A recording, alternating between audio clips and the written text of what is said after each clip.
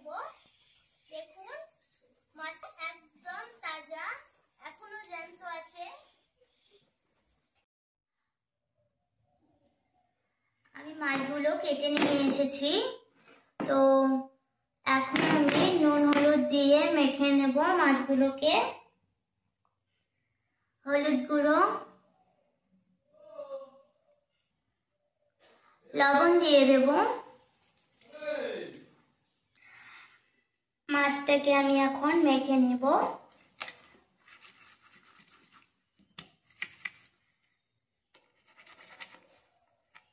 তেল গরম হয়ে গেছে কড়াইয়ে, এখন আমি মাছগুলোকে ভেজে নেব একটা একটা করে।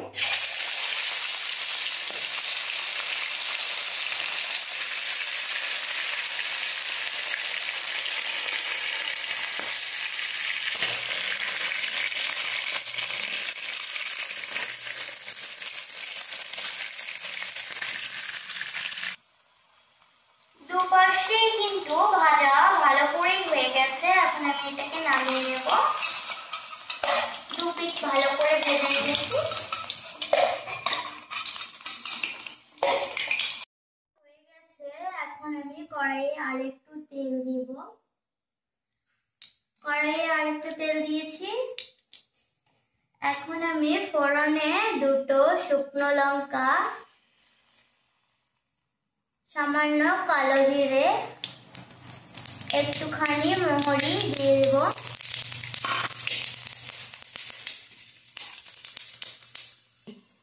এখন আমি টমেটো কুচি করে রেখেছিলাম সেটা দিয়ে দেব।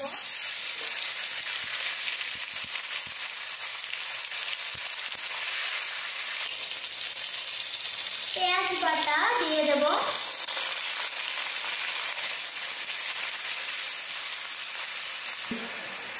দিয়ে দেব হাফ চামচ রসুন বাটা,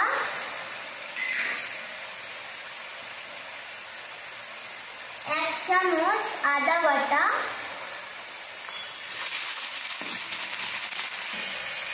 ঝালের জন্য কাঁচা লঙ্কা বাটা। ভালো করে কষিয়ে নেব। কষানো হয়ে গেছে, মশলা থেকে তেল ছেড়েছে আর টমেটো গুলো গলে গেছে। এই পর্যায়ে আমি দিয়ে দেব এখানে কালো সরষে বাটা, দিয়ে আমি একটুখানি জল দিয়ে দেব। একটু জল দিয়ে দেব। এখন আমি সব মশলাগুলো ভালো করে সেদ্ধ হয়ে গেছে। এখন আমি মশলা দিয়ে দেব। দিয়ে দেব হলুদ গুঁড়ো, স্বাদ মতো লবণ, ধনে গুঁড়ো, লঙ্কা গুঁড়ো, জিরে গুঁড়ো,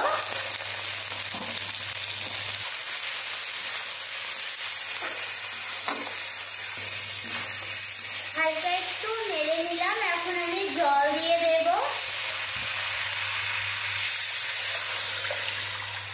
ফুটে গেলে এখন এর মধ্যে আমি মাছ ছাড়বো। ঝোল ভালো করে ফুটে গেছে, এখন আমি মাছগুলো ছাড়বো।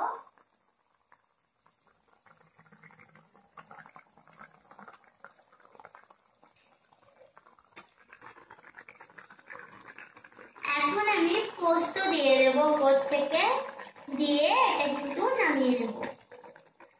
আমাদের শোল মাছের কালিয়া রেডি। এখন আমি নামিয়ে নেব এটাকে। শোল মাছের কালিয়া কিন্তু রেডি। দেখুন কি সুন্দর দেখতে হয়েছে। আপনারাও বাড়িতে অবশ্যই ট্রাই করবেন। ভিডিওটা যদি ভালো লেগে থাকে অবশ্যই লাইক, কমেন্ট, সাবস্ক্রাইব করবেন। ফেসবুক পেজ থেকে দেখে থাকলে অবশ্যই পেজটিকে ফলো করবেন। Bye bye. আজকের ভিডিও এই পর্যন্তই। ভালো থাকবেন সবাই।